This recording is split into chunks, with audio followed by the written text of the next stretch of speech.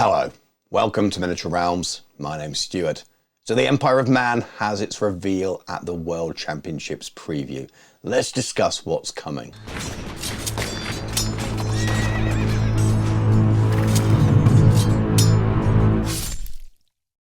Miniature Realms is proudly sponsored by Baron of Dice, premium wargaming dice.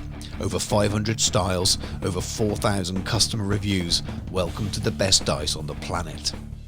A few weeks ago, I put out a bit of a hopes and predictions video for what I thought might come and what I'd like to see in an Empire of Man release. I'll pop a little link in now. For those of you who want to go back and watch that and mark my homework versus what has actually been released. Now, I got quite a few predictions right, but I also spread my net quite wide as well and kept my guesses fairly logical based on some of the things we'd already seen. So I don't really have much in the way of claiming any super magical powers in foreseeing what was coming, as far as I'm concerned anyway. Much in the way Mystic Meg may not have with your horoscopes, as a reference there for UK viewers of a certain age. Now, on the whole, I think that was a pretty good reveal. Absolutely loads of stuff shown off across all the systems that they did there as well, which was pretty cool. And judging by the usual timelines from showing painted miniatures, I think that's probably January, February taken care of. You've got the Astra Minotaur and Krieg. Said it was first army of the year. I'm guessing that's Jan. And I'm guessing the Eldar that they showed at the end is February. That's cool. I've got a bit of a side project planned for those for quite a while when they were released. So if I've got time to do it, I'll do it. But that probably won't interest many of you here. So that's the end that I'll talk about that. But let's talk about the Empire of Man and what was shown. So we start with the obligatory video at the beginning of the reveal, which is really cool and shows the army in a wide vista shot and a huge army all painted there, and also a couple of miniatures down the front, which we'll discuss later on because they weren't shown in close-up later on. And it's all the things that we would expect to come back. So both types of state troops, be it the shooting variety or the pokey stabby variety as well. We've got the steam tank, we've got the knights, we've got the demigriffs, we've got the war altar, we've got the Empire General on Griffin, which is still available in the Age of Sigmar range, at least it was at the moment anyway. So all the range, there'll be stuff I haven't listed there for Legellants, the militia coming back as well, those old sculpts that were around from Mordheim people love. So Mordheim players will be super excited. We've obviously got the great swords, which we've got the plastic cannon and mortar and Hellblaster volley gun and rockets as well. So all of those things coming back. Looks like the general pack, which had the mounted general and the foot general in as well, which is really cool. We have plastic huntsmen, we've got the pistolers outriders kit, we've got demigriffs, but you've got that huge range of plastic that was available in 7th and 8th edition, all coming back, some of them from the 7th edition era as well, so not too old by Warhammer the old world standards. Some people would have loved new sculpts. I know a lot of noise would have been around the Empire Knights and whether they should have new sculpts. I'm not surprised they haven't. If you look back at all of the previous releases, it's very much bringing back old stuff. Pretty sure, we don't know for certain, I'm pretty sure that this army would have been planned right at the beginning when they planned all of the others. So regardless of the range and the scope of the game changing and maybe selling better than they expected or at least surpass their targets, I don't think they would have planned in any new plastics. And those new Bretonnian foot knights that we got way back were because that was a launch faction and they wanted to do something really special around the launch, which makes sense. Doesn't mean we won't get them in the future, but in this first cycle of getting these armies out, doesn't surprise me at all.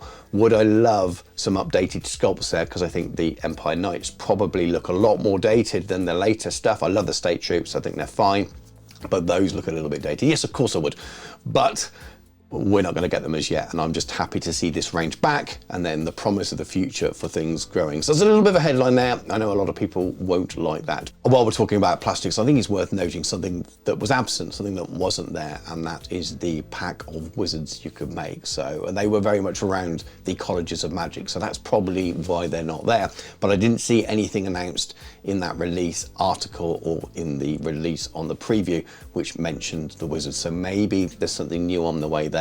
Or maybe they'll just cover that a little bit more on the quiet because it doesn't quite match the new current law with the lack of colleges of magic. But that'd be interesting to look out for how they expect us to cover that. I imagine there will be a release of some kind. Maybe it's a resin miniature, maybe it's an old miniature or something, or maybe they will just bring back that box and not make a big thing out of it in terms of the colleges of magic and just say build your own, because you definitely use those miniatures. I think they're still available in the Age of Sigmar range as well, so maybe that's kind of where it's going. Don't mind either way, but it'll be interesting to see whether we get a specific miniature for that or whether that gets brought out and rebranded in a different way. As with all the other releases as well, we have the return of some resin and metal miniatures as well, and that always includes some miniatures that were originally cast in metal, now coming back remastered in Forge World resin. And for anyone who's not clear on that, that is not fine cast, it's a completely different thing. Modern day Forge World resin is absolutely fantastic, more expensive usually, but incredibly crisp in detail. For painters out there, it is great. I imagine they're able to improve what was there before, and the things I've seen have definitely been very good. But one of the first things that's back in resin is the old Forge World command set with the standard bearer and the general and the flagellum as well, and they look really, really cool. They're definitely miniatures I used to love. I love that style, that era of stuff. And that makes me wonder whether we are likely to see more things coming. There's always extra waves that they've yet to show off, and I still think that we'll see Manan's blades, as I mentioned in my sort of predictions video, because they're mentioned in the lore, and that would fit in with a similar era of design from Forge World at the time. We also have another one of my predictions, which was the Empire War Wagon. I'm going to quote from the article here. So this kit has every rivet and bolt sculpted for greater definition, and its horses have been updated with completely new sculpts. It also comes with an exclusive new engineer armed with a Hochland long rifle, but beware, this kit will only be available on a made-to-order basis. I think this is worth delving into a little bit here. So first of all, remastered and in Forge World resin, good equals good. So taking the time to take a very old sculpt, this is a very old metal sculpt, and just tidy up things like the rivets and the bolts and little stuff like that that really wasn't very crisp even back in the day, just because of the way things were sculpted back then and cast back then. So this will make a huge difference, and I think it will make the model feel very modern. And I'm sure there's been other tidy up improvements on the master or whatever they used as the new master now anyway. And I've got a feeling this miniature will feel new. And the fact it's in resin is going to make it easier to put together. New horses, that's really positive as well. That's saying we understand that the old horses maybe are a little bit small and we can't change them across the whole range for all of the miniatures. But for this centerpiece model that you'll no doubt be paying quite a lot of money for, we're going to update them and put new horses on there as well to make it feel like a modern miniature. I think that's great as well. And the third part of that is adding a new engineer to it with Hochland long rifle. That's great. Again, that makes this a new modern miniature. For me, makes it a must-own really. This is going to be hot property. So in some ways, made to order is good, because they won't sell out of that. They will take their orders and everyone will get them. Yeah, rather than some of the resin miniatures that people are still struggling to get hold of now. I know in North America, it's a real struggle for people to be able to buy at least Duchard and things like that, even now, even coming up to a year on from release. And I know it frustrates people a lot. So hopefully the made to order side of that is positive in that regard. So let's look at the negative side of made to order, and the obvious one is not everyone who wants it will have the money at the time to be able to purchase it, and I've got a feeling this is going to be an expensive one as well. So this isn't like ordering 6 or 7 28mm infantry miniatures, which are still expensive. Sometimes are made to order, but a little bit easier. I think this is going to be an expensive kit. It maybe north of 3 figures. If you look at the amount of resin that could go into it, compare it with other Forge World kits of that kind of similar size, and it wouldn't surprise me. So it's going to be a lot of money, especially, we're going to guess now that this is released in January. That's quite often is the way before people get their payday in January after a most expensive month of the year with Christmas. It could be a big find for people as well. So there might be people that just physically can't afford it at that point and would have been able to afford it later in the year. So I'm hoping the made to order window is big. Of course, with a big made-to-order window means that some people will also be waiting an awful long time for this miniature as well. I know I've got viewers in Australia still waiting for some made-to-order things a long time after originally ordered. I know they have a long lead time of those and it's clearly stated, but I think some of those have got just past that as well, which means they're still struggling to deliver those things. So there are potential negatives and concerns there. The final part of that is linked to the profile and the rules for it. If it's something that people want to play and it's only available on made to order, that's going to be a shame as well, because you're going to see a lot of 3D printed versions anyway, I'm sure, but you're going to see them become the standard if it's not available anymore around the independent scene, which is a shame because it's such a beautiful kit. I think, tell me if I'm wrong, but I think in the past, most made to order kits, the profile could be used with other miniatures quite easily. So you things like have Gunther's, Uther's dwarfs, the old Imperial dwarfs. Now, those are just cool miniatures that you can use other dwarf miniatures for very easily. This isn't, unless people are converting war wagons, luminarks, that kind of thing, which we may well see. So that's the other problem, is there's going to be a profile for it. Maybe they won't put it in a book. Maybe it'll be a little bit like Uther's Imperial Dwarves when they put it in the pack with them, and maybe they'll handle it in that way. So it's such an extra thing that they can't say, well, there's a profile in the book where you can't buy the miniature.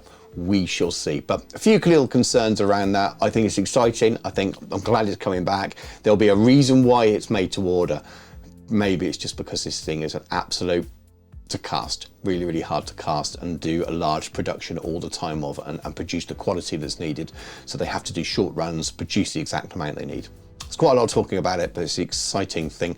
Comments below on that one. I'd be really interested to hear what you think, but I guess we won't know the full picture till we know whether it's in that Arcane journal or just little extra rules supplied with it. Let's have a look at some of the old metal miniatures as well. So we've got that wonderful old standard, the Griffin banner or Griffin standard. Cool witch hunter model, which is just a bit of a classic, really. We have some warrior priests, of course, especially for those of you who are looking to build thematic armies. Maybe there'll be something in the Arcane journal that makes people take them a little bit more. They're not being taken too much at the moment. We have priests of Ulrich as well, which are of course needed now with their own profile in the Grand Army list. We have some engineers, which are awesome as well. So much character in these old miniatures. It'll be interesting to see if they bring back, there was a plastic one, I know I've got it in my army from an eBay purchase. I'm not sure whether that's part of the release at some point as well, but they are very cool. And of course we have our Knight Grand Masters, which we'll talk about the Arcane Journal rules in a moment, but those Grand Masters will be very cool miniatures out there, even if the horses are a little bit small. I expect to see some of these maybe remounted on some of the Cities of Sigmar miniatures or some Bretonnian horse or something like that, just to make them even more grand. But I do love those old metal sculpts.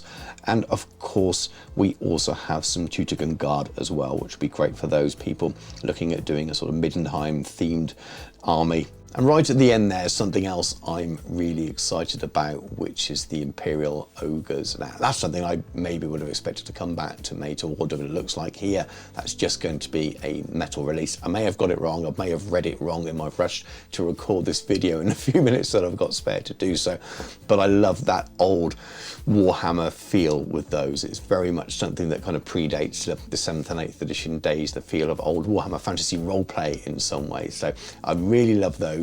I wonder if they're going to have a profile in the Arcane Journal, or we're just going to be using the Ogre mercenary rules that are already out there in the existing journals. It'll be interesting to see how that's managed. It might just tell you to go and use the profile for them from another book. But either way, pretty cool. And we're slowly adding to that kind of mercenary feel in certain areas of the different books that maybe one day could be compiled together as some kind of dogs of war list. So it would be really cool if that happened in the future.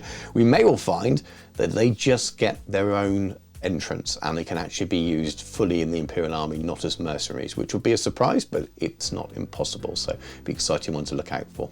Now on the stream, they did mention 2 other characters of which they weren't going to show us images of at the time, but lots of eagle-eyed people have spotted 2 miniatures lurking at the front of the video for the intro of the preview. They did mention the names of the 2 characters on the stream. I think it was something Harold Germerson or something like that, the Grand Master of the Knights Panther, and General Hans von Lowenhack or something like that as well.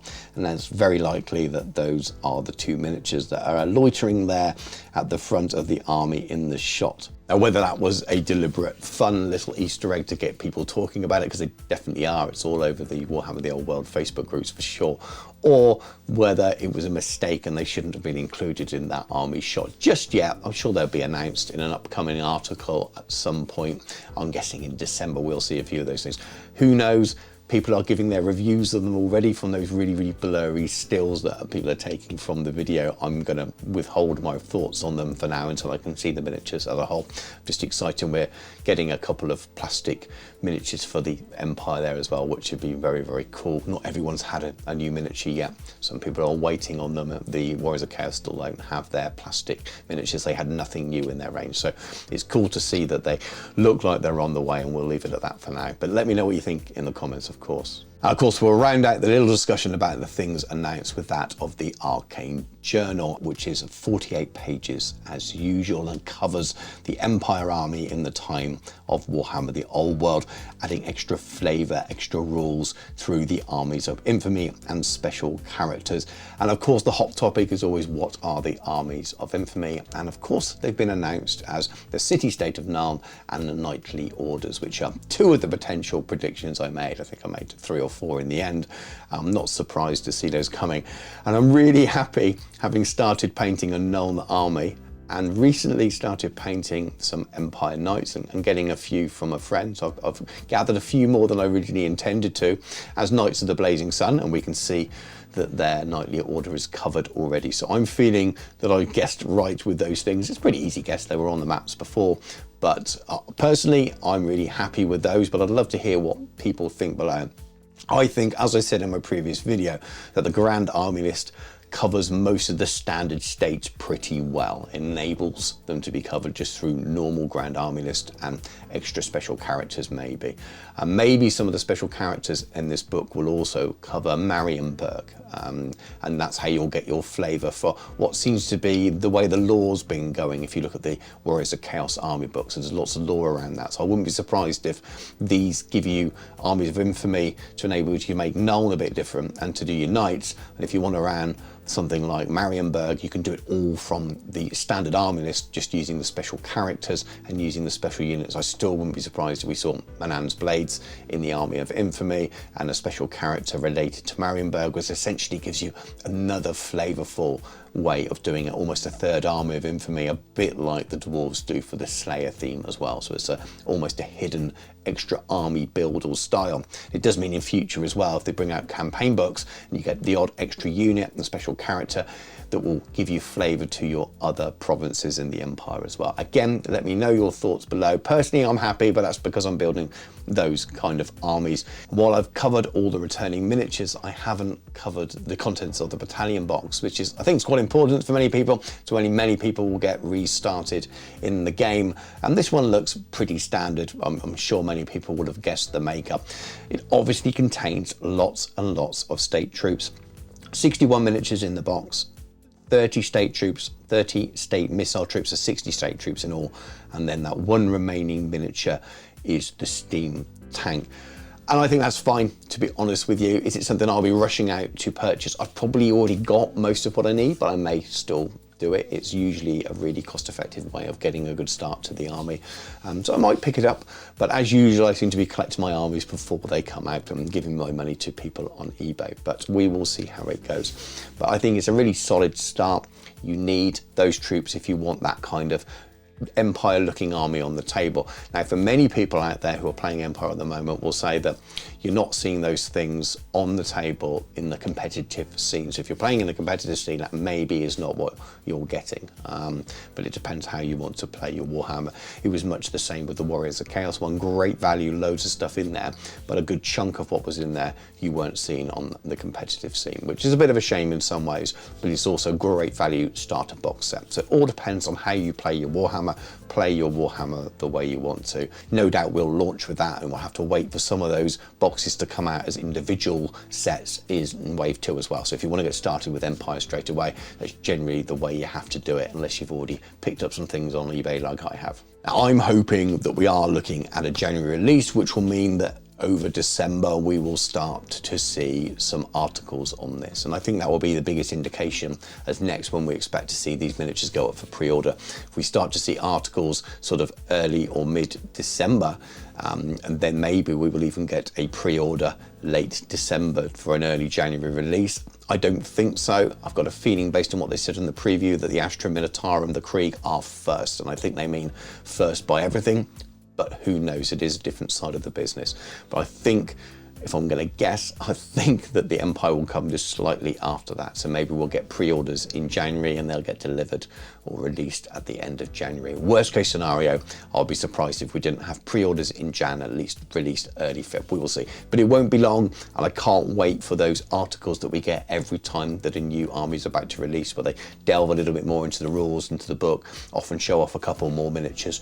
I'm sure those special characters that were maybe shown or maybe not shown at the front of the video as well will get their time in the limelight maybe sooner. Now they realise that people have been zooming in and taking screenshots of them and posting them in line, and on videos like this maybe we'll see them even sooner, so that will be exciting. So I'd love to know your thoughts below. I'm positive about it. I'm happy this game's back. I know there'll be people that don't like it and will say printer goes brr, don't like the old miniatures, why at Games Workshop fooling us with all of these things. There are two clear camps there. If you have those kind of views, that's fine, you can post them below. I'm not going to get too much into arguing with you about it unless I'm in a particularly funny mood. We all have our own opinions of it. I'm glad they're back. I hope that the game grows, so that in the future they can come back and start revisiting some of the older sculpts and we get new versions of them. But as always with new versions of things, sometimes the cost will increase as well, so people will never be happy. Do go and check out my normal release video for this weekend, that tutorial for the Empire Night of the Blazing Sun. I'll pop a link in that at the end of this video, so go and check that one out. Go and check out my other Empire tutorials, check out my other Warhammer the Old World tutorials across many factions, and all my other Warhammer the Old World discussion things as well. Some people will find it interesting. If you're still watching at this point, listening to me talk and theorise about the game, there's quite a few videos there discussion-wise that you can get your teeth into as well. As always, if you enjoyed the video, please do give it a like, drop a comment below, it really helps. Subscribe to the channel if you haven't already, and check out the other videos. There's loads of other game systems and things on there. If you'd like to support even further, I have a Patreon, and it's a really great way of keeping me doing these videos. It helps me afford to keep making these videos, and also I have lots of other affiliate links as well for hobby tools and things like that, airbrushes and dry brushes, etc. So you can get a little bit of money off and click through those links. It helps me out loads. But all in all, thank you very much for watching. Take care, and I'll catch you soon.